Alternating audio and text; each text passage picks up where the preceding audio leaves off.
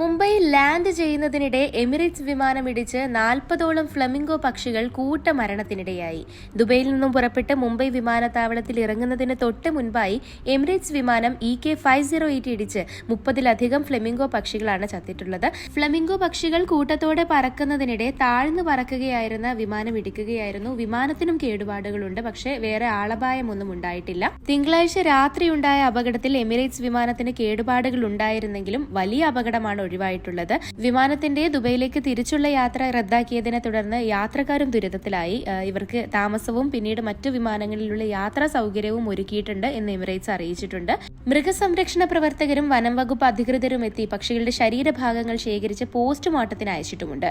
മഹാരാഷ്ട്ര വനം വകുപ്പ് അന്വേഷണം ആരംഭിച്ചിട്ടുണ്ട്. ഡയറക്ടറേറ്റ് ഓഫ് സിവിൽ ഏവിയേഷൻ അന്വേഷണം നടത്തണമെന്ന് പരിസ്ഥിതി പ്രവർത്തകരും ആവശ്യപ്പെട്ടു.